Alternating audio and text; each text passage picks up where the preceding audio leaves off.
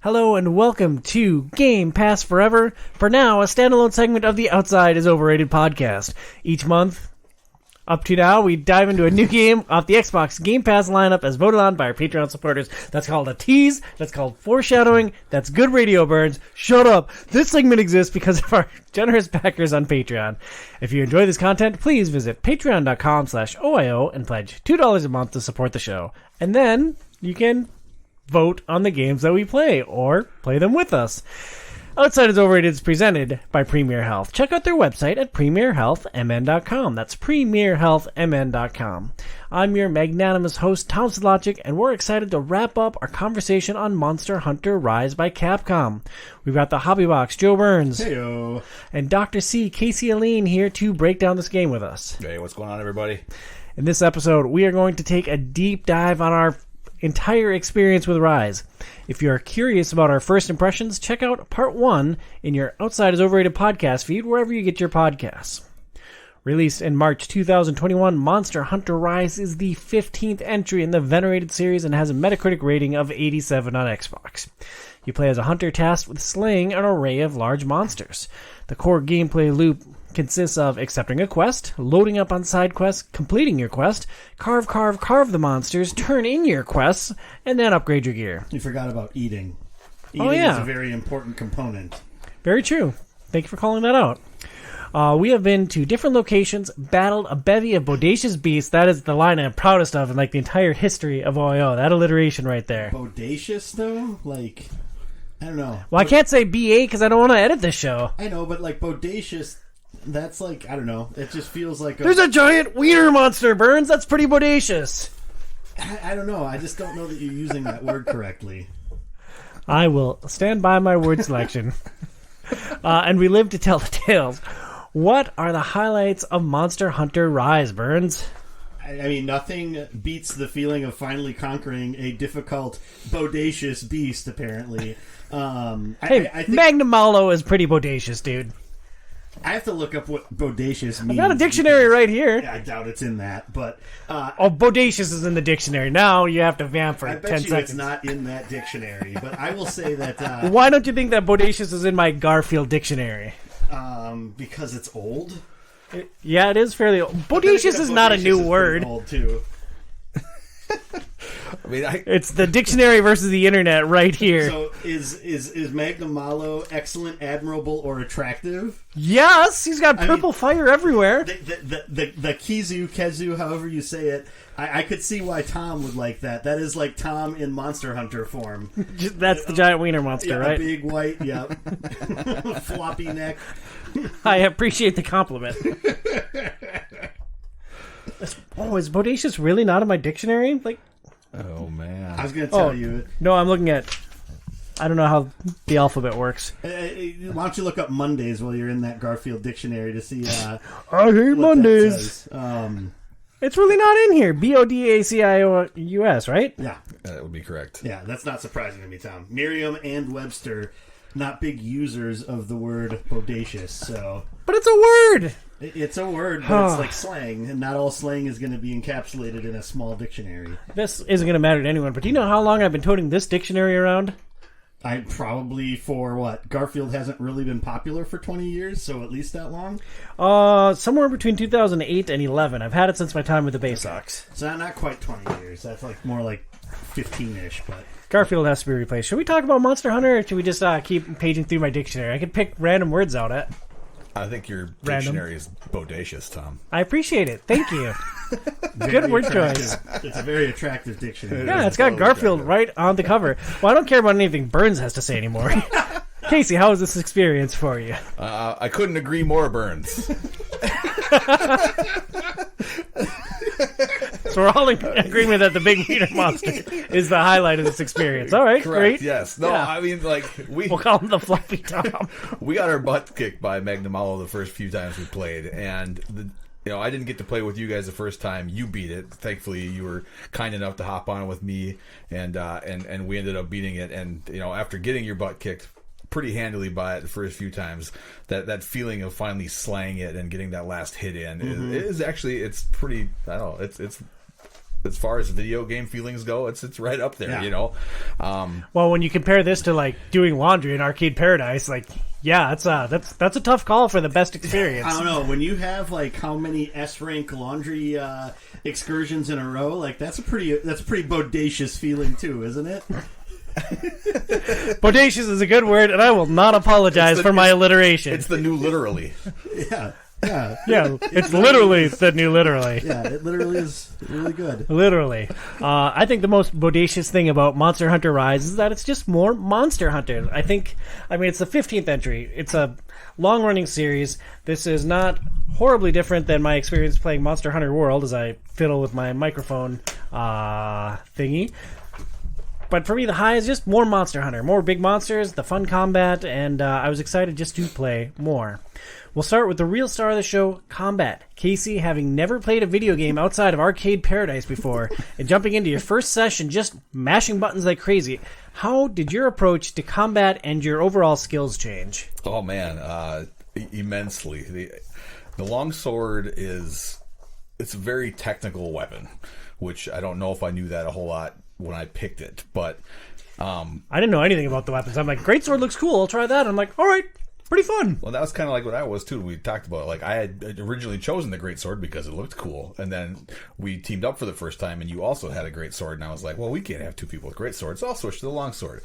Well, we could have all been the greatsword and just been like formed a triangle and just flailed slowly towards the middle, and those monsters would have been pummeled, as long as they don't break contain. Sure. Yeah, I mean it's super technical, and along with the sharpness gauge that every weapon has, I think, well, probably just all the sword weapons, maybe every weapon has it. I would think even the ranged weapons probably have. Some sort of at least in World, both the bow and arrow and the hammer had sharpness. Sure. Yeah. So with the longsword, along with the sharpness gauge, there's also a spirit meter that fills up as you use a basic attack. Once your spirit meter is full, you can start to use your special spirit combos. And if you successfully hit the monster with the last swing of the combo, so you can, it's a 4-hit combination, and you only have to hit the monster on the very last one to level up your spirit meter. And your weapon will actually change from glowing white to glowing yellow to glowing red if you progressively hit it on those combos. And in between there, you also have to fill it up. Then you have to restart your regular combo. Then you have to go your spirit combo. So it takes a long time to get your sword all the way to red. There are some different tricks and stuff that I learned along the way, but that's how you completely maximize damage. And that's something that totally switched for me, where I didn't even know a spirit meter was a thing. Like, you could just see, like, I could see the sword there and it would fill up, but I had no idea what to do. I don't think I ever once pulled off the 4-hit combo necessary to level it up to the next damage potential. So that was a massive change. And then, just actually looking at the monsters, and we played together at first, and being able to, like, when you solo it, learning how the monsters move, learning how to effectively dodge and counter them, it was something that I had to do too with this weapon, because there's no defensive ability with it either. So you're in close range. You're constantly having to dodge, constantly having to counter to make sure that you don't die. So it was way different than my first experience, and a lot more fun doing it that way too. How much research did you have to do to like get up to speed with it? Like, how much time outside of the game did you have to invest to learn the ins and outs of the longsword? A lot. I probably watched. I know I watched at least 2 different half-hour-long YouTube videos for different combos, and how to do some of the dodge moves, how to do some of the, because like there's a move called the special sheath, where halfway through your combo you actually sheath your blade, and then from that you can counter out of that, and if you pull off a specially timed move, then it actually bumps your spirit meter no matter where you're at, which it's really hard to do, but it's freaking awesome when you pull it off. Did you pull it off with any frequency, regularity? Solo mode, yes. It's very hard to do when you have multiple people on the board, because you never really can fully know if the monster is aggroed on you or Oh, not. just sharpen and you'll have aggro. That's true. Yeah, sharpen or try to chug a potion and it'll come on you. But Your favorite. You have to. It's when the monster is facing you, and they do. Almost every monster has some sort of like dash attack or something, and that's when you pull it off. You have to time that perfectly and counter that, and it does awesome damage. Looks really cool. You get like this glowing blue swirl of light that kind of goes around it, and then your spirit meter levels up to if you were at yellow, it's going to go to red or whatever. And listening to you play that was interesting because you had a level of excitement, but it did not approach Hulk level in the broken tech demo that was Marvel Avengers. Because like you were audibly giggling as you were smashing his Hulk. There was one point where he just started like randomly giggling like that. I don't know if that was when you figured out one of those moves or finally pulled off one of those special combos or whatever. I'm not sure, but there was one point where you were like, "This is almost like the Hulk." Well, there is one move that you pull off. Is that what I sound like? I'm not very good at imitating people. No, there's one move that you can pull off. It's called the Helm Breaker, which just sounds awesome. And it's one of your switch skills. So if I was able to get my sword up to red spirit meter and then use that switch skill, it did just insane amounts of damage. Because it actually, you like fly up into the air and you just come down on top of the monster like you're slicing down, like trying to chop its head off, basically. Or wherever you hit it. But if you hit it in the head, that's usually where most monsters are more susceptible and do the most damage. And you Not hit that, necessarily. and it hits. Also, what's going on with you and the mic stand there? Like This thing is falling off the table, man. and it keeps like falling into my lap. So yeah, you had a very like hold it special cradle on it there. I could pause the show, but I'll just keep. No, I'll just got keep this. talking. Yeah, Got Keith's this. got this. So, but yeah, it does like. You look awesome right now. Hit it perfectly. I mean, it does.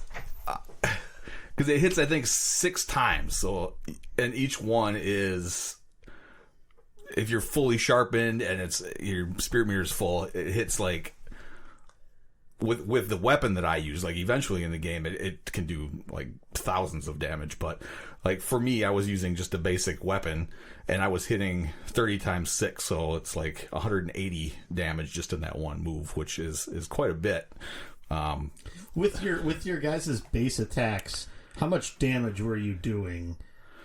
Like if you like say that it was like one of the, because like usually it's like with a basic hit it's like a white color, right? And then it'll be like yellowish or orange if you get like a better hit, or maybe that's like what the crit or affinity hit. I don't know if it's called actually critting, but like what are those ranges for like the base attacks that you guys had for your weapons? If I was fully sharpened and at my lowest level, I was hitting for like 11, 12 damage per swing. The great sword, I would range from 40 to 200, and it really depended on where I hit the monster. Big, slow, lumbering weapon. Like I'd look at my hunter notes, I know where I was trying to aim, but ultimately it's like the monster's in front of me. I'm taking a swing. If it hits the front leg, back leg, head, whatever, as long as I hit it, that's a win. But with my big, slow, lumbering weapon, I would generally be between 40 and 200. Yeah, I think I had a few times where I was in the 70s. Otherwise, it was usually like between like 15 to like 25 for like the white hits, and then the other the like orange or yellow colored ones would be like in the 50s if it was a good hit. Well, and that's the thing with the longsword, though, is it's a fast weapon. Yeah, mine is not fast. My DPS was probably like, I don't even know, but like compared to the longsword or the great sword, which it's a very slow weapon, but when you hit, it does a ton of damage. I'm able to probably my 4-hit combo. I could probably swing and get 4 hits off in the time you're hitting 2, and if I'm fully maxed to that red, I'm doing more than the great sword probably at that point. But for me to get to that level, it's hard. And with it being so quick, you probably had a lot more accuracy in where you're actually attacking the monster. Like I was generally happy when I was in the middle of my combo just to hit. It's like, good, he didn't like roll away while I was in the middle of my long slow swing. Swell. Yeah, no, that's the same with me. I mean, the hunting horn is a very slow weapon. How did combat evolve for you with the hunting horn? None of us moved off our starting weapons. We all played like 30-ish hours with this game. None of us tried a different weapon. You stuck with the hunting horn from beginning to end. Yeah, so like for the first part of like us playing this game, I just used the same one. Like once I got I can't remember if it was like the Kuluyaku one or something like that. It was one of the earlier monsters that you fight in like that first like 1-star area, and I was able to get enough materials for that to build that out. And once I got that, so the hunting horn basically works where you're alternating. If you do the same type of hit twice in a row, and then you hit the right trigger, it basically does a song attack, which will then put that out as a buff or whatever, or a debuff to the monster if it does something like that. And so the first one that I was using, it was basically two of those were attack up and defense up. And I believe the other one was either affinity increase or it was like your stamina. I think it was affinity increase, because I didn't realize what affinity was until a later session. Yeah, and that's basically increasing your crit rate, is basically what affinity does. And so I used that like through the first, basically when we talked about this last month, and a little bit after that. But it was as we started getting into some of the more difficult monsters, and especially with the Magnamalo, that was when I started trying to mix up a lot the different weapons I was using to try to maximize what that would do against what we were fighting. And one of the first instances where I really saw that it was effective was when we fought the Rathalos, right? Not the Rathian, but the Rathalos.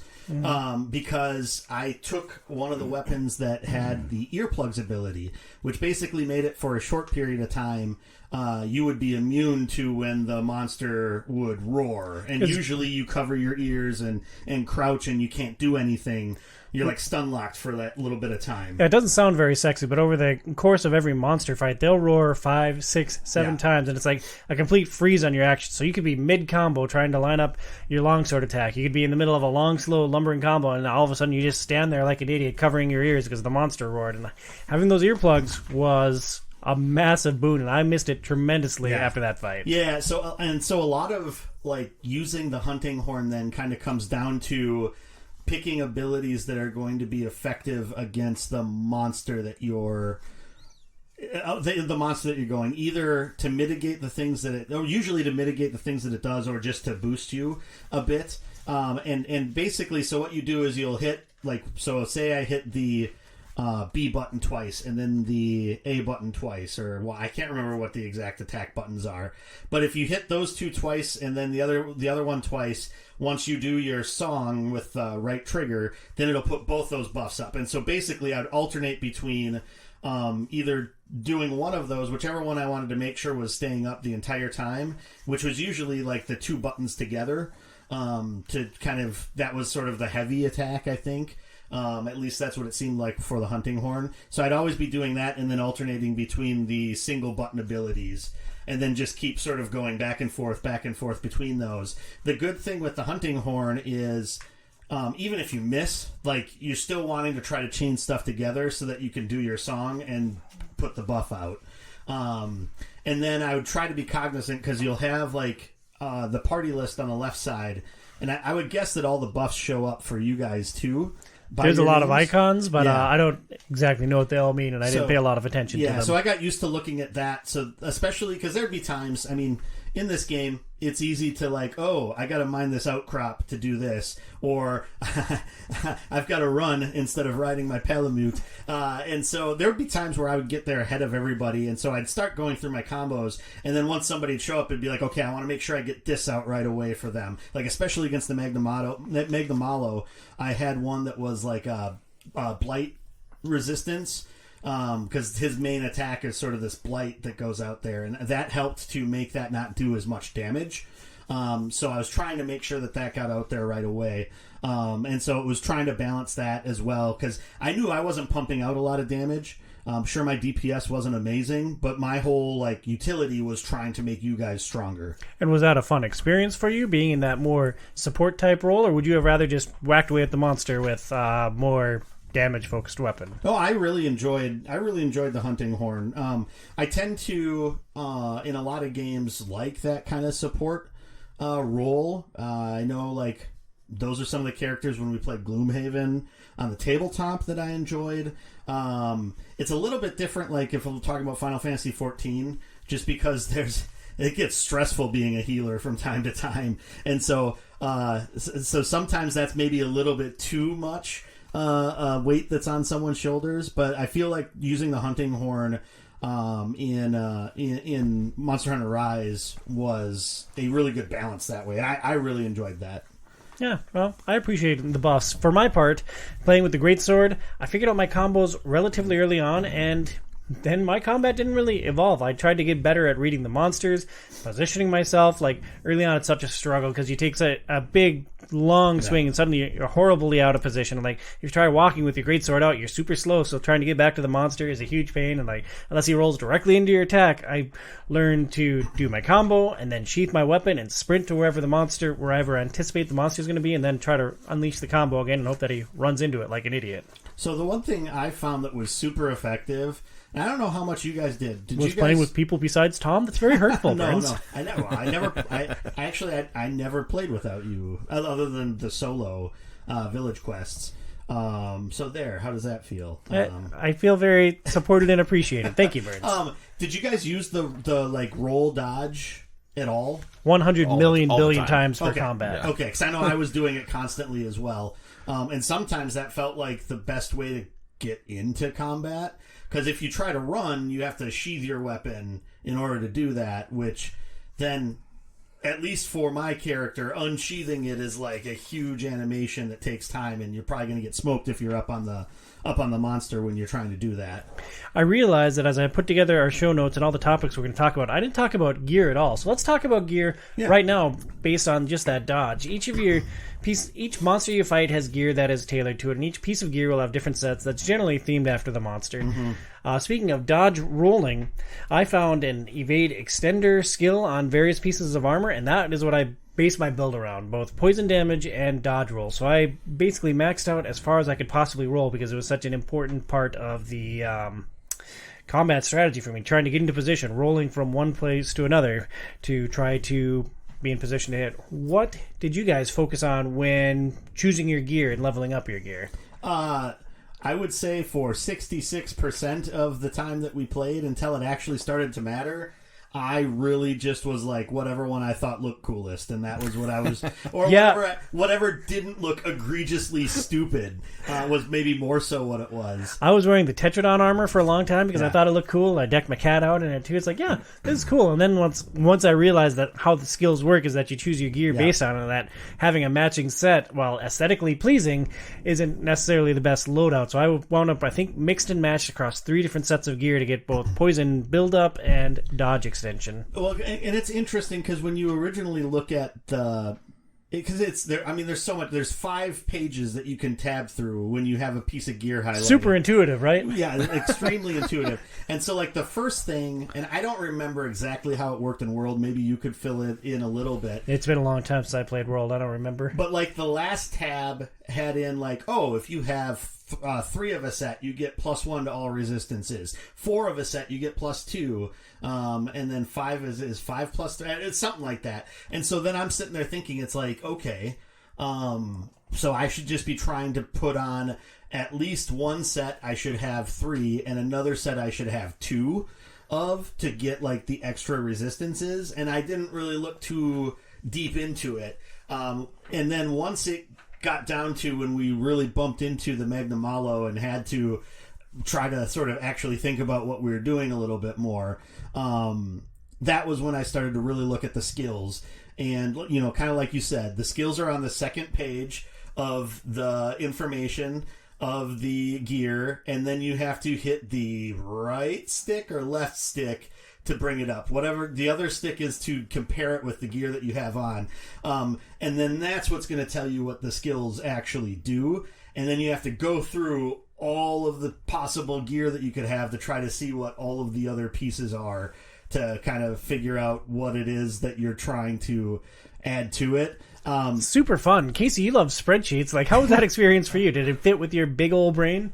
No, I always we'll get it. I think into this a little bit, but like, yeah, it's super overwhelming. Yeah. Like, there's way too much information, and it's super hard to absorb it all and figure it out. But my character and my equipment that I went for, it was all about quick sheath, so sheathing and unsheathing quickly, so I could do that special move effectively, like being able to quickly sheath your weapon and then go right into that combo. It was very important, and then just maximizing damage as well, damage output, so increasing affinity and increasing weapon damage overall. Like, that was the most important. So when I first started actually looking at the skills and like what gear I needed to do, it's like every single one that it's like, I really like the look of this, or this is the one that I have the materials to make, all of them said quick sheath on it. I'm like, God damn it, Casey. Why do we have to have the this crap and not me, I guess. God dang it. the Barrios so much? But I would say, speaking about that same topic, I mean, if you have the time to sit there and dig around and try to like sort of think about it, you can do that. Your best bet's probably just to look it up online, because there's websites on wikis that'll basically say, for early game, this is the gear you should be wearing for the weapon that you use. For mid game, late game, this is the gear you should be wearing for the weapon that you use. And that's going to be your easiest way to do it, so that you don't have to sit there and comb through all of the possible permutations. I hate doing that. Like, Casey, I know that you did it for this game, but like for me, like, I want to jump into a game and like fiddle with all the stuff and see what I can figure out. And like, this is just Monster Hunter as a franchise is just a little bit involved for how I like to interact with games. Which I think is awesome if you can do that, but we're on a truncated timetable. We don't have a whole lot, and it's so much information. Like, in order for me to do that and like figure out, like, I would have probably never figured out that the sheathing and unsheathing was the most important thing for the longsword, because it sounds stupid. You know, like, you're never going to think that. So I probably would have gone for more like elemental boosts and things like that, which I think is actually what I'm supposed to do more end game. But like in the beginning, it's something completely different, and I never would have figured that out. And I have no idea if my poison build was effective or not, but it's like, this is a unique angle that I can go down. And when I do get poisoned up on a monster, the damage keeps ticking away, and so it's like, all right, well, I will do that until I figure out something better. Well, I mean, that's clutch. Like, so, because that's when I first started looking things up, was when we got stuck on the Magnamalo, right? And so it's not just looking up like the gear that you should be wearing as a base to make your weapon, like to maximize your weapon abilities, but it's also then, what do you have to use to damage the monster? And you can dig through the 5 pages on each monster once you fought it and learned about it to try to determine what its weaknesses are. Let's stop right there for 1 second. The 5 pages that you may or may not have on the monster, which isn't always consistent between hub quests and village quests. So, like, when we were playing, I had fought a Rathalos in village quests and, like, had my hunter info filled out. But when we were playing the hub quest, like, I went to that page, it's like, all right, I already fought a Rathalos, so let's see where I'm supposed to hit this thing. There was nothing. It was like an undiscovered monster. It's like, oh, well, this is bullcrap, because I've already fought multiple Rathaloses, but apparently that knowledge just doesn't carry over from book to book. Well, and I wonder if, because I created the game for multiplayer, if it was using mine instead of yours, because I hadn't fought a Rathalos before we played on multiplayer. Possibly, but if so, that's stupid, right? Like, that's just... You would think, but, I feel like the multiplayer was much more streamlined in Rise than it was in World. It felt like there were so many other barriers that you had to constantly get around or coordinate in World. It's funny that you called it streamlined with the issues that we had with it, but let's dive into that a little bit later. Okay.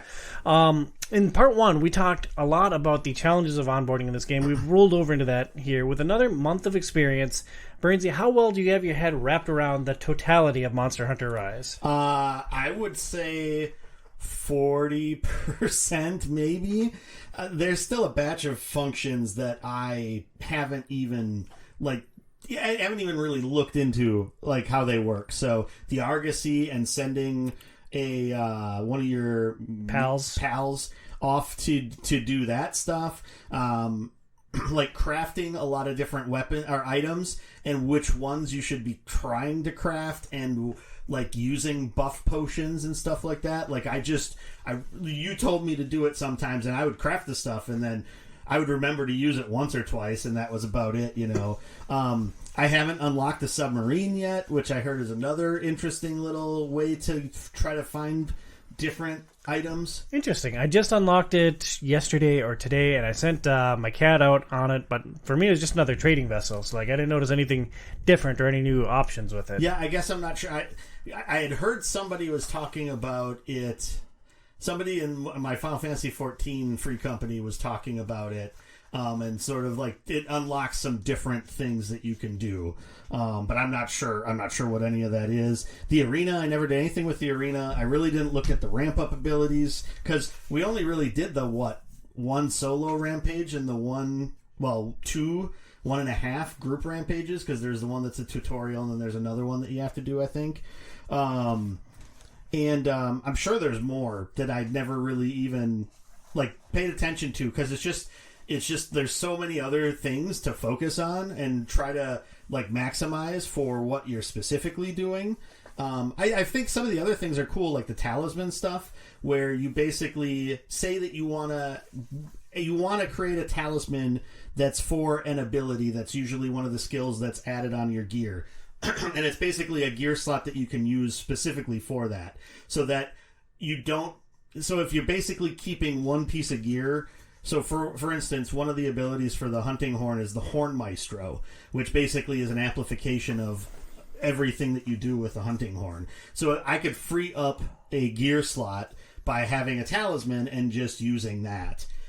Instead of having to use that gear for that, and I can just get another skill on there. And so, and that's also a good way for those skills where you can have multiple levels of it to try to boost the levels up if you don't have access to gear that's really going to get that up there. So, like, that's cool. There's just so much. There's so much in this game to try to keep straight. I assume that you stayed up for 4 days in a row and read everything ever printed and published on the internet about Monster Hunter Rise. Tell us about every one of the intricate systems and how they overlay each other. Well, there's just so much that I actually did not have enough time to do any of that.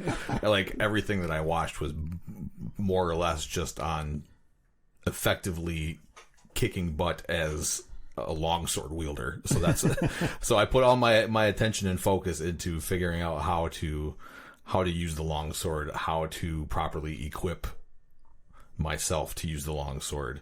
And there's, right now I have enough of the basics down, and I can kill monsters really quickly now, which is something I wasn't able to do before. I mean, not that quickly. Well, sure. I mean, if I'm racing you to the thing, I bet we're probably pretty equal, but, I don't know. 8 minutes is pretty efficient. Yeah, but I like to explore first, and you guys know that. Like, the first thing we do when we go in is I go sideways, and I start collecting. I thought that was just because you didn't know how the map worked. Well, there were lots of instances of that there was some of that, too, but I like to go, like and I like to... we were fighting the monster, and you were back at home base. And you're like, what? Where are you guys? Aren't you right here? No, you're that color this time. Yeah, that's another issue, is that your color constantly changes. So I'm like, oh my god. But anyway, basics wise, combat wise, I'm totally fine. But like Joey, there's so many different things in this game that I have not been able to effectively capture a monster. I've tried multiple times. I went through the tutorial. I was able to do it in the tutorial, but the monsters there are so weak. Like, it's hard. When you're actually out in the wild trying to do it, it's just a completely different beast. Like crafting and like using the different bombs and traps and like for me, like that hunter book, it might as well be written in Chinese. Like, I've flipped through that thing and I can't understand. Like, I don't know if the monster, like all the different symbols and stuff that are in there. I'm like, does this mean it is weak to that? Does this mean that I should be attacking it with that? Does this mean that it uses that and that I should be boosting my defense to that? Like, I'm like, I have no idea what any of this means. Interesting. The only page that I really used in the hunter's notes was just the page that broke down the damage that you do per weapon per area on the monster. So are you talking about like the hunter's notes where you would see like the large monsters, small monsters, endemic life? Or are you talking about the hunter info, which was like the long list of the tutorial text basically that you could relook at? No, so like you'd go into the book and you could like pick out large monsters. Say I was fighting something, and then it would have like the different body parts, and you could click on it, but then there was like a list of all the different elements or whatever, and I have no idea if that meant like I said, I don't know if that means that it was weak to those things. I don't know if it meant that it used those attacks. So like I'd look at it and be like, all right, I'm gonna go look at this, and then I'll go eat a bunny dango to see if I can buff myself. Right? And I'm like, I'd look at it and I go, I got no idea what the hell I'm doing. So I would just go and I would just eat the same 3 that I always get because I have no idea. Now, we have uncovered on this segment that you hold a controller wrong, and we accept you. We love you. But do you, like, hang from the ceiling when you play, too? Or, like, do you have any other quirks when you're gaming? Or No. They should just make the book a heck of a lot more clear to read. Yeah, I think I remember the page that you're talking about. I think that shows its strengths and weaknesses versus all the different elements. But I also didn't know how to... Like, I'd look at the poison one specifically. I'm like, oh, 2 bars for poison. Is that good or bad? I don't know. Yeah, well, I don't those know are my either. skills, so I hope it's bad. You probably needed to go into the option above it in the menu, which was the hunter info. But it's like, so I have a problem where if there's like random notifications where it's like, hey, look at this, and it's just like, that bothers me to know. And the good thing about that is at least you don't have to go through and clear out all those exclamation points. Because yeah, you finish the tutorial, you get out of the tutorial, and it's like, oh, hunter info is flagged. You go in, it's like long list, exclamation point on it, like 20 different items, and it scrolls downward, so there's more than that, and it's just like... Uninstall. How am I going to even start with this? So luckily, every time you come back to town and you go into there, or basically after you load, you go into there, if you click into it and come back out, it'll get rid of the exclamation point on the main page. But even on the hunter notes, I would go through and basically just go in, scroll down so it highlighted everything so that it said that it was red, because it's just like, that's not when I need that information, is after I like unlocked it. So it's more so just... But Burns, they worked hard to put that information into the game for you. Like, how could you disregard that and do that disservice? It's not narrative, idiot. No, because ultimately it's because I don't... Like, after I just fought the monster, I don't need that information. I need that information when I'm going to fight the monster, right? So it doesn't really matter to me what the stuff I just killed is weak to, because I don't know when I'm going to have to go attack that thing again. Because... all of the quests that you have to do, whether it's the village quests or the hub quests, for that like tier of quests, it's all different monsters. So it's not like you're refighting the same monsters over and over to progress. You're always fighting a different monster. So it's like, all right, well, I fought that one. It's in the past. I gotta get ready for this other one, And so that's the thing about it, is it's flagging me to look at this information after I need it, which isn't useful or helpful. I almost wonder if like we missed the point of Monster Hunter. Like, we were trying to push things forward, raise our hunter rank, get into the harder level fights, and keep progressing. But so much of what I understand the hook to be a Monster Hunter is like picking the gear that you want, grinding out that monster, fighting it multiple times, getting better at killing it. It's like, I don't want to do that. Like, I want to go fight the next phallic monster and move on. If that's what the game wants you to do, then the game doesn't tell you to do that, right? The game doesn't incentivize you to do that. The game basically is telling you, you have a list of 6 monsters. To move on, you got to kill 4 of them, basically, on separate quests for each one. You can't do like the expedition and just kill them as they spawn, And so it's like, that's not what the game's telling you to do if that's the point of it. And so then it would be one of those things where it's like, if there was certain gear that I wanted, and we had fought one of the things in the hub quests, when I was doing the village quest, it's like, oh, okay, I'll pick that. I'll kill that. Hopefully get enough gear that I need for this. And a bunch of the time, you're making gear for like a certain type of monster. So like the... say it's like the Rathalos or whatever, or the Rathian, or any of them. Sometimes you need just random things off of other monsters to make that gear too, and so it's not even just completely encompassing that one. And so sometimes there was 1 or 2 times where I just did an expedition to try to kill a couple of those things to get that. Or it's like when we needed to choose something, I would, say, oh, well, let's go to this one because then I can kill this thing to get the gear that I need or that I want. So I don't know if that's what they're saying. How you're supposed to play it. And I think as you get like to later levels, there's quests where you have to fight multiple monsters. There's at least the only time I saw that was an arena quest. I think in the village quest where there's 2 monsters in the arena and you have to take them both on at once. Got it. I see. So I never did any of those. So I did one in this game. I did quite a few in World. In World, I just really liked because like you don't have to do any of the running around. You don't have to gather any endemic life. Like you drink your potion, you jump into the arena. There's the monster. Go at it. So speaking of onboarding, and one of the things that we didn't really have in the notes in here were the rampages. And if you fight the rampages, I'm glad you brought this up. And don't do the village quest first, you really have no effing clue what you're supposed to be doing. Well, they just dump you in, and like generally in Monster Hunter, like you're out in the environment, you have to find this monster, you track this monster, you fight the monster runs away, you go track it down in its new spot, and you fight the monster.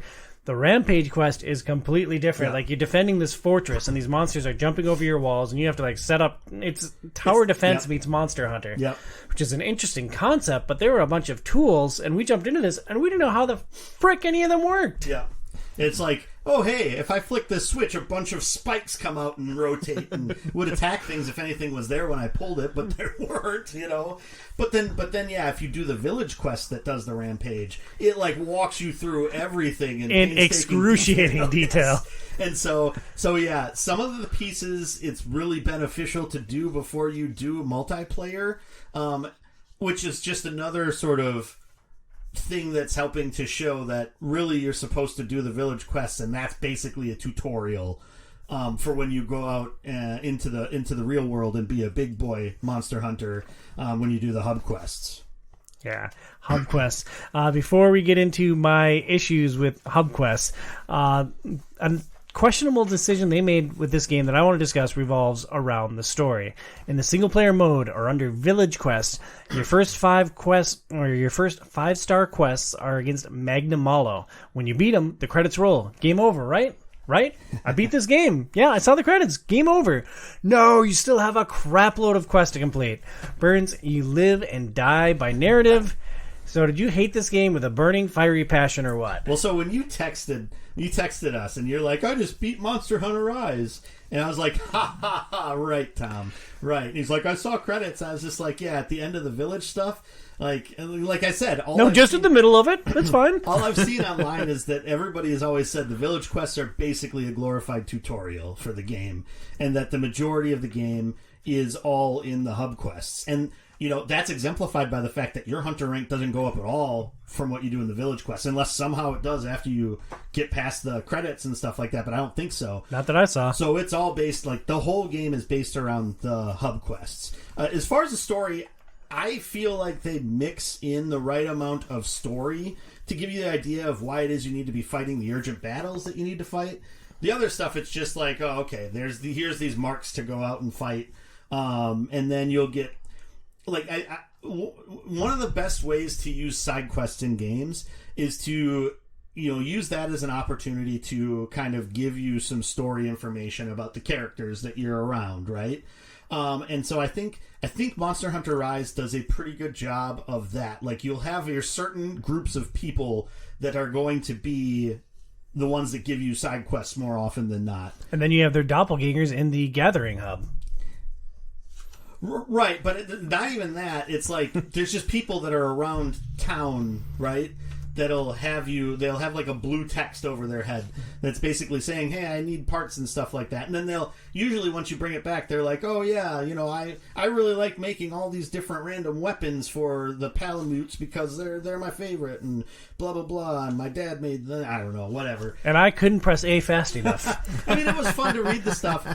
Disagree. Go on. The focus wasn't necessarily on. The focus wasn't necessarily on the story, but I feel like there was enough there that at least intrigued me about what was going on and like the area and like the setting of the game, which I think was pretty fulfilling. And then when you get to the end of the quests and spoiler alert, Elder Fugin gives you his sword to basically say, you're the leader now. I thought that was a cool moment, especially when you go talk to the quest maiden after that, and she's just like, "Oh, he gave you his sword? Oh my!" He said it was really heavy. I mean, well, it's like. Well, it's like the longest it's a long sword. Yeah. It's like the longest long sword. I don't know how anybody could do anything with that. Why'd you point to Casey when you said that? Well, because I use the long sword. sword. The long sword. That's why. Oh, no. So you can actually you guys could use it too, but it's not the weapon that you guys have been playing with the whole time. So it'd be very weird for you to learn how to play the long sword. But yeah, that's a sword that I will be able to use eventually. It's kind of funny that. No, you won't. You're never going back to this game, Casey. True. Yeah. Excuse me. I didn't think that there was much of this.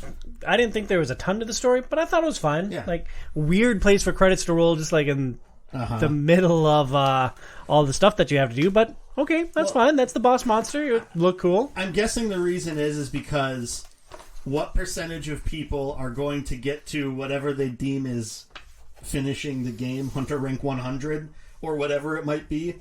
The Hunter ranks really go up to 100? Well, didn't Brian say he was at Hunter Rank 130 or something like that? Brian says a lot of stuff. I think he said something like that when we were talking about it, whatever podcast that was, and so. No, that was part one, and he also admitted that he put in 1,342 billion hours into the game. Yeah, he played it quite a bit. Here, let's get into it, Birds.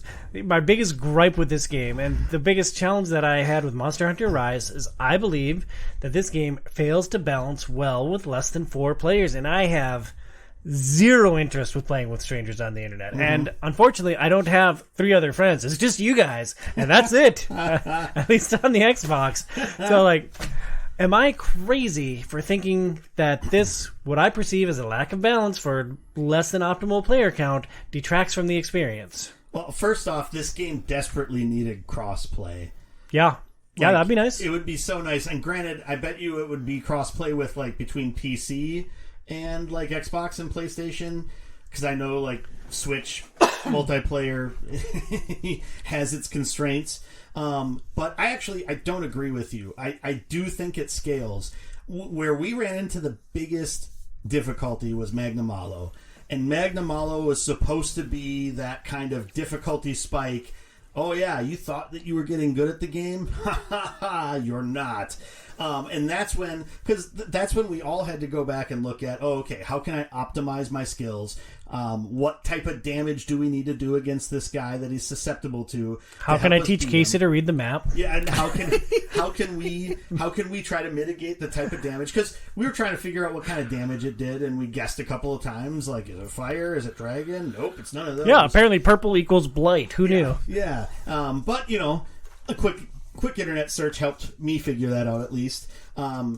But then the first time we beat it as a duo, and then we beat it as a trio, and so I feel like the game is balanced. It's just, if you look at the threat value, because each of the monsters has a threat value, up until that point, everything we fought was 4.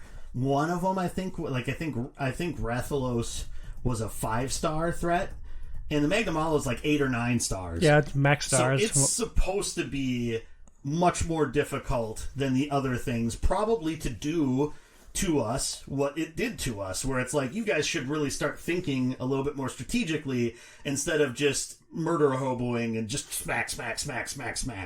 And that was successful. So I actually don't agree with you with your assertion. Well, my counterpoint, taking Magna Malo out of the equation, yeah. Fighting the Pookie Pookie as a village quest versus fighting the Pookie Pookie as a hub quest, it was a tremendously different experience, because each of the monsters that I fought in Village Quest, I generally wrap those up in 8 minutes on the quick end, 15 minutes on the extreme long end for me. But if I were to jump into Hub Quest at any player count, it is significantly more of an endurance battle with those monsters. So that's more of my issue with saying that this game doesn't scale particularly well. Maybe it's that they didn't balance Village Quest versus Hub Quest all that well, but the two experiences seemed vastly different for me, and it seemed like when we had more players, more firepower, it just became more tenable. I agree with you 100% that the village quests are way too easy. like until the only one I think I fainted on was Magnum Alo. That is the only one I fainted on. And actually, the first time I fought him solo, I like fainted out and had to go back in. But I ultimately I think that comes down to the fact that it's supposed to be the tutorial, and that's it. Now, granted, the game doesn't specifically say that, but I think that's the point of it. If the single player was just the tutorial, truly, like, I'm a hard pass on Monster Hunter Rise. Like, Yeah. I had fun playing with you guys. I really enjoyed playing as a group, and I'm glad we had this experience. But I am primarily a solo player and things. So if something is a complete multiplayer experience, if it's not Overwatch, not interested. Yeah, and so I think, and that's why I think why they did things that way as opposed to Monster Hunter World, where every quest you could do solo or for however many players you could have, and it's supposedly scaled. That game was still really hard solo if you weren't like. So I think the game was still trying to get you to play multiplayer through that. And so this game, it was just like, okay, well, let's just take that part out of the equation, which is why the village quests don't matter, other than rolling the credits and learning the basic abilities of different things that happen. Like, aside from that, like, that stuff doesn't build your hunter rank. You can get armor and stuff. You can get materials to build armor, but you don't make as much money on the village quests as you do playing on the multiplayer quests at all. And so, like, the game is supposed to be multiplayer. And I agree with you. I don't want to play this game with randoms. I would rather play it multiplayer. So that's why the game doesn't probably have as much mileage for me as it does for someone like Brian. Like, you need to specifically have, like, that three other people, or at least 2 other people, that it's like, we're going to play this game every Thursday, from 9 until midnight. For like the next 2 years, and that's how you get the most out of Monster Hunter. If you play it any other way, you're just probably not going to get that experience. And you're just doing it wrong, and it sucks for you. Casey, you came into this game not burdened by any memories or expectations from Monster Hunter World or any other touch point in this franchise. What was that disparity between the village quest and the hub quest like for you? I didn't necessarily mind. Yeah, go ahead. You were a tough SOB, and you took down a large monster hub quest all by your onesie without Burnsy and me by your side. I didn't do that. Burns, I don't think you did that. I never attempted it. Which monster was it? I honestly, I don't even remember. I think it was the Kula Yuka. Was it the one with the bird with the mohawk and the rock? It might have been. Yeah, so it wasn't like a super challenging one, but I mean, it was still like hard, fairly early on when I didn't really know what the heck I was doing at that point in time either, which is like why I attempted a hub quest all by myself, which I shouldn't have done. But I mean, I had to go through a lot of potions in order to get that done. But I don't necessarily mind the difficulty ramp, just because they're made for multiple people, so you should.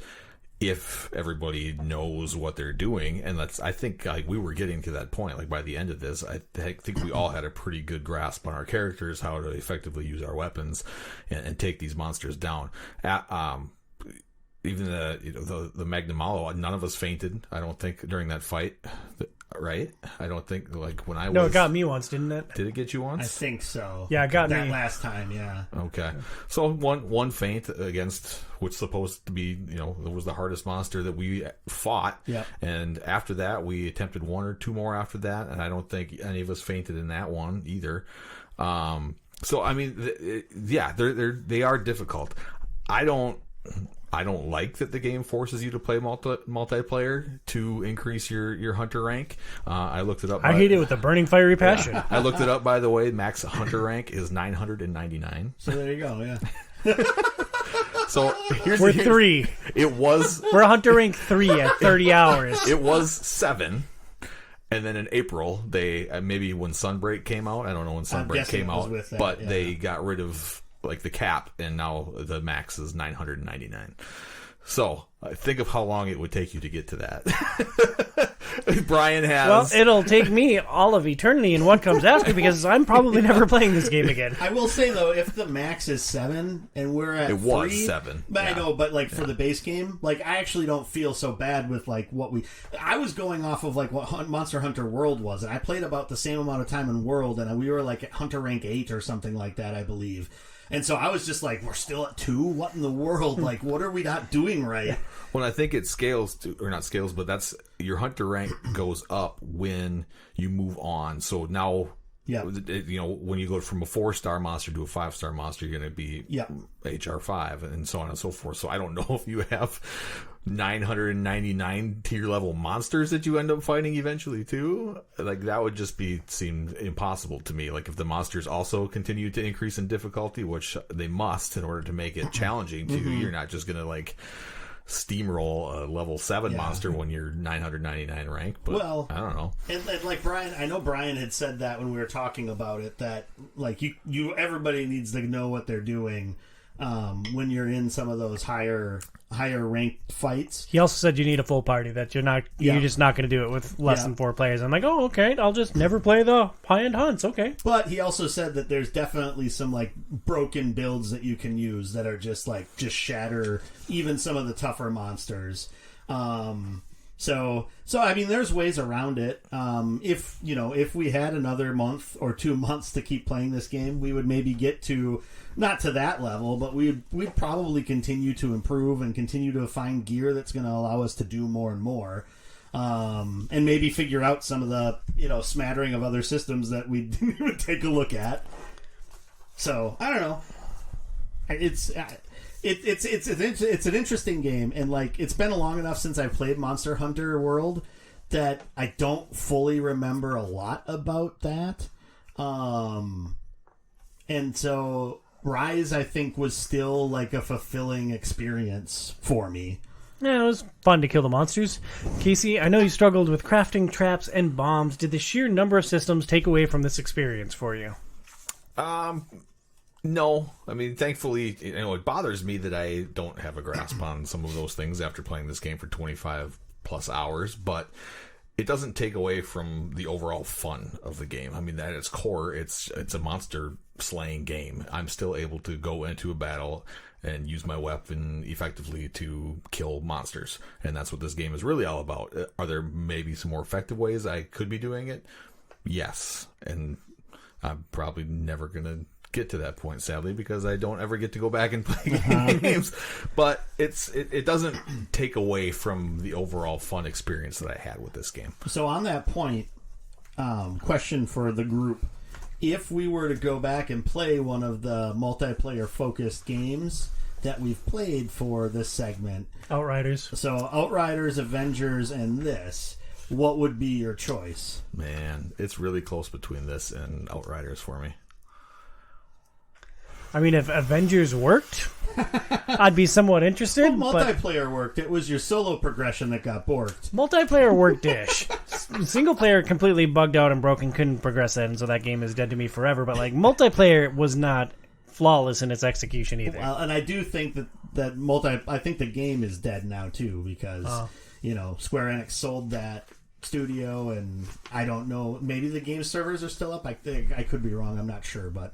It's definitely not. I don't think they're adding content to it anymore. I could be wrong on that too. I guess I don't know, but no, they're doing something because Gavin, my youngest, he was watching YouTube videos or something like that, and he went back into it and he said dropped $1,000. No, they made everything free just to unlock Hawkeye. All the content it's completely free now. So like all the stuff. So he went back into it to like. Get all the cool stuff that he wasn't able to get before, and then continue through the story mode and beat it because he wanted, he knew that whatever he watched, he knew that it wasn't going to be supported and stuff anymore. So he just did that. I think he beat it a couple weeks ago. But yeah, I don't know, man. Outriders is a lot of fun. Outriders was I think fun. right and now off Game Pass, we can never go back to it. I know. I think I'm. We can never go back to it. It's probably dirt cheap. Can never go back to it. Too. I would choose Rise, probably. Yeah, I think it's fresh in my mind, and I had a ton of fun playing with you guys. So, like, right now, I want to say Rise, but Outriders was a blast. I'm kind of done with Rise. It was fine. I got the gist of that Yeah. from our discussion and from the notes. Well, before I dive into my burning hatred for this game, we barely touched on pets last time. You have yeah. palicos and palamutes that battle by your side. In single-player village quests, you can bring up to 2 pets on your journeys, or 2 pals on your journeys. In hub quests, you only bring 1. You can train your pets at the dojo between missions, send them on missions together to gather resources, and have them trade for specific resources. What strategies did you employ with your pets, Casey? So I, always had 4 of my kitty cats flying off to distant lands gathering The Meowcenaries. Yeah, Fun what- name. That was good. So I would set them to get, like, if there was a certain piece of armor that I was trying to craft, like I was trying to get the materials from that, or my secondary thing was just simple things for making like health potions, because my character goes through a lot of health potions when I'm in multiplayer and don't have my cat set for heal mode, which that was the Palico is the cat, I believe, right? The Palamute was the dog. So yeah, the Palico I always had set to a healing support, and then my Palamute was an attack, and I had it stay close to me because it also was set to debuff. So if I was ever stunned, it would come in and unstun me. Oh, there were settings for that? Yeah. Yeah, there were different skills. You could kind of tailor what your pets did based on their... I knew there were for the archetype. cats. I did not know there were for the Palamutes, though. So Yeah, sometimes Okay. it would be busy attacking, and I would get stunned, and I would still get my butt rocked no matter what. But like, there were plenty of times where my Palamute would come in and save me. Wasn't that the most frustrating thing in this game? And I'm not crabbing at the game for this, but like, you get stunned, like the monster is on you. Like, you're watching your health tick down, like you can't drink a potion because you're just standing there stunned like an idiot. It's like, oh my god, somebody draw aggro.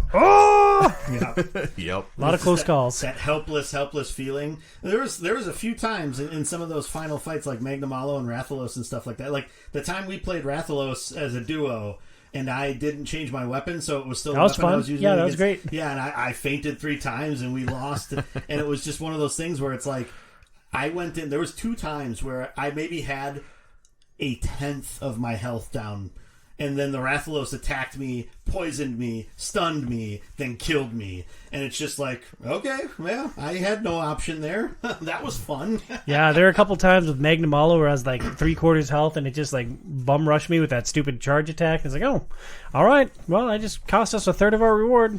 It was I got used to the fact that if I couldn't see the monster, I was spamming roll. And it seemed to work pretty well, because there was a lot of times where I thought the thing should have hit me and it didn't.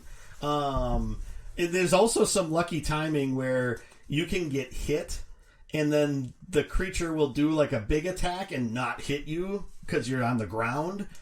There's a couple of times where Magnamalo was like, oh, he's going to finish me. And then I was laying on the ground, I wasn't getting up, and it went over the top of me and didn't hit me. And I was just like, oh, I guess I lucked out. Here, run away, drink potion. Awesome. Well, Brent, how'd you set up your pals for success? So the 2 that you create when you create your character, those were the ones that were with me. And even though you could only use one of them in there, I didn't do anything with the other one when we were out. I went and hired 2 of the buddies, 2 of each type of buddy, to send off on the Meowcenary stuff. And that was it. And it was basically just like I'd check in on them once they were available to pull everything. I'd pull it and then send them off somewhere else to try to get the things. My Palico was set up to heal, because that's just mostly what you need, especially when you're fighting solo and doing village quests. I always had the dog because it's so much easier to get around by just riding the dog instead of...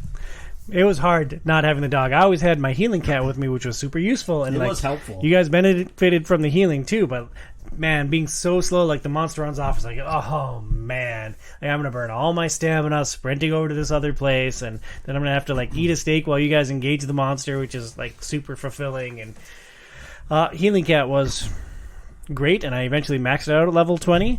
But for me, I didn't do much different from you guys. I had 1 pup trading for might seeds that fed my potion engine, and then after I unlocked the submarine, I had a cat go out to get the seeds that I need for my armor potion. Yeah. thoughts and advice for new players. Casey, your first video game, what would you tell, well, your brother already plays, what would you tell your mom if she started playing Monster Hunter Rise? Just don't get overwhelmed by the sheer insane amount of windows and tutorials and information that is thrown at you in the first 30 minutes and then throughout the game. Like, it's still, 4-star village quests in. I'm still getting tutorials and stuff that pop up like crazy. So don't be overwhelmed by that. And then figure out what weapon you want to use, practice with it, get good at it, and the rest is going to come to you eventually. Yeah, I'd say the first thing you should do once you can actually move around and do stuff is you should go to the training area and try out a few of the different weapons to see which one jives with you the most. And yeah, focus on just using that weapon and trying to get better at it. If you don't like it, you can swap into something different. And so I would recommend, if you don't know what something is, to look it up online. You could try to dig around through the tutorials. Some of them are really well written and are easy to understand what it's saying. Some of them are not as clear or not as in-depth as they need to be. And some of the things I don't even know are really, especially the intricacies of certain weapons, I don't think are really explained much at all. Like, you can find ones that show you what all the different pieces of the HUD mean, but nothing that really fully explains anything about exactly how you should manage your weapon usage. So I'd recommend that. And then, if you're just playing it on Game Pass, you could just play the village quests and get what you want out of it and then quit the game. You're out no money. You're just out that'd probably take 10, 12 hours to get through all the village stuff. First time playing Monster Hunter, probably longer than that. Just the village stuff, not doing any of the hub stuff. I think you're still on the conservative side of that estimate. Yeah, I don't know. I don't think it would take that much longer, because I think the majority of the time of our 31 hours that we played, I think the majority of that time was spent prepping for hub quests and going on hub quests and coming back and going through and waiting for Casey in between missions well, and then waiting for the Xbox One to load. There was that too. There was definitely that. The load screens on the Series S and Series X super fast. Yeah. So, but yeah, I would recommend, if you're going to play the hub quests, and maybe you are fine with playing with random people online. I don't know if that would be a very good way to learn the game, though. I think the best way to learn is, if you haven't played before, try to play with somebody that kind of knows the game. Because I think that helped get you over that initial hump, Casey, with you just going on one mission with us and us explaining all the different pieces of it to you as you were doing it. Yeah, it absolutely did. And just you guys saying, make sure you go to this person first and get your sub quest, get your side quests, and here's your bone pile, armor is here's right the there. honey, And here's exactly that. You need a that was a quarterback. massive help for sure. You need a quarterback, and my advice is to play Monster Hunter World. I don't see. I that's an old game at this point. I don't think that's good. I don't think that's probably not on Game Pass either. No, probably so not. Dish out $20 for an old game that maybe some people are still playing, maybe some people aren't. Most likely, you're not going to get 3 other people or 2 other people to jump into a game that's a decade old at this point. Holy cow! Is it that old? It might not be a decade, but it was at least.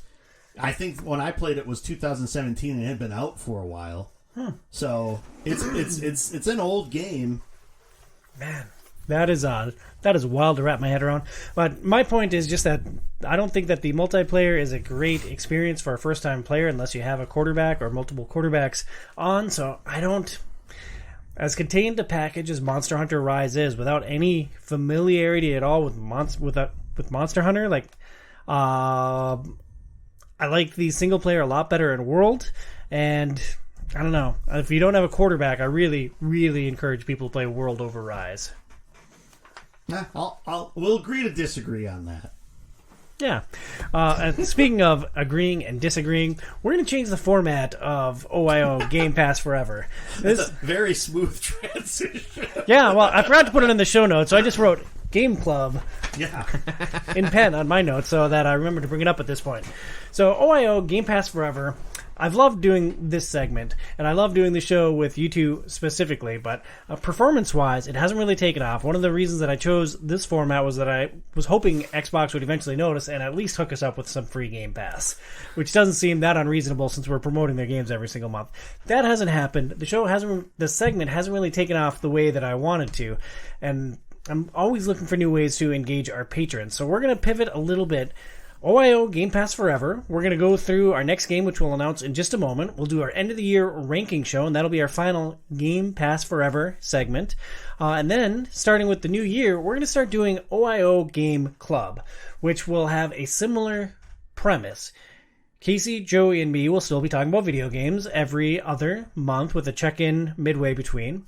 But it's going to be cross-platform. We're not necessarily tied to the Xbox. It's the console that Casey owns or the platform that Casey owns. But we're gonna at least consider like multi-platform games to try to allow more of the OiO community to take a part in these conversations. Specifically, patrons. Anyone that is a paid supporter of Outside is Overrated will be invited to be on mic with us for any of the Game Pass or Game Club episodes. Yeah, and I don't know that this is something that, because we've had, I think a lot of the discussions we've had kind of that led up to this have been on air at different points of, and maybe some of it was in like unfiltered, so patrons would have only heard that.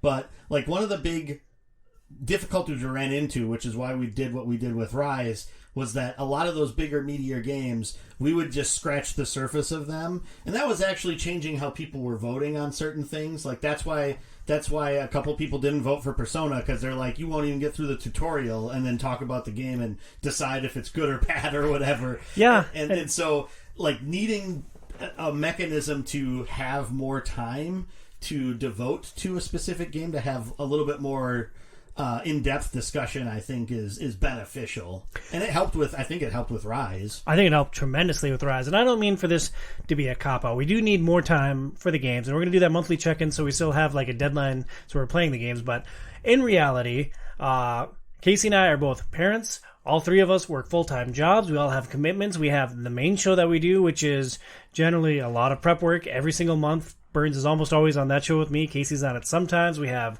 Tom and Joy Unfiltered, another exclusive hour each month just for our patrons. We do a lot of stuff, and so I'm really trying to maximize the value that we bring through this video game specific segment. At its core, this was always intended to be video game content for Outside is Overrated every month. Originally, we kept it in the main show. First, it was just me talking about Game Pass games every month, which was a little awkward as a monologue. Mm-hmm. Then Casey jumped in, and then a couple months later, Burns jumped in. And I think we have a really good thing here with our video game talk. And the Game Club is just a chance to get more patrons involved and like on mic and just to have some more agency. We haven't fully decided how we're going to curate the games for this. The thing I'm leaning towards most right now is having us alternate. We each bring a game for each one of the sessions. So like we might have some discussion. Maybe we have some discussion in the OiO Discord, but like ultimately one of us will be responsible for choosing the game. It'll be me this month. It'll be Burns next time. It'll be Casey next time. And that way we can really curate our experiences. We can focus on really high quality games or things that we really want to play for some reason. We're not just scrolling through Game Pass saying, oh, well, I have a couple of hours for this weird indie thing. Let's put that up this month. So, because that did happen a few times where it's like, oh, I'm really busy this month, so let's put up Limbo. Yeah. It's a 2-hour game. Let's do that. That would be perfect. Or I'm playing some massive game for the main show. So yeah, Inside. That sounds fun. Yeah. So if you have thoughts on the format, you can always hit me up at either overratedpod@gmail.com, overratedpod@gmail.com, Tom Silachik OiO on any social, or you can send me a note on any social or that email address to be a part of the OiO Discord. But I mean, we're still going to talk about video games. We're just kind of changing the way that we do it a little bit. And I think, yeah, like you had said, a lot of the focus is to try to get more interplay with the patrons. Like, instead of it just being voting on what we play each month, giving an opportunity for people to do more with it and have more engagement, right? And I thought the voting was cool. I thought that would be a unique hook, and there were some patrons that were genuinely interested and participated every month, but out of 25 patrons, we were getting 5, 6, 7, 8 votes per 9 month. This time. Oh, people were really invested in this one. I invited Brian to actually be a regular contributor. I didn't discuss this with you guys, and hopefully Brian doesn't mind me sharing this anecdote on the air, because I didn't run it by him either, but I invited Brian to be a regular contributor on Game Pass Forever with us. His response was, Xbox sucks. I'm guessing he would stand by that. Yeah, I'll take that as a no, and now hopefully we'll be just a little bit more inclusive when people can play. If say we play Cyberpunk, that's one that I'm really interested in maybe doing for one of my months. Cyberpunk, anyone could play that, PC, PS5, and any of those patrons could be a part of the show then.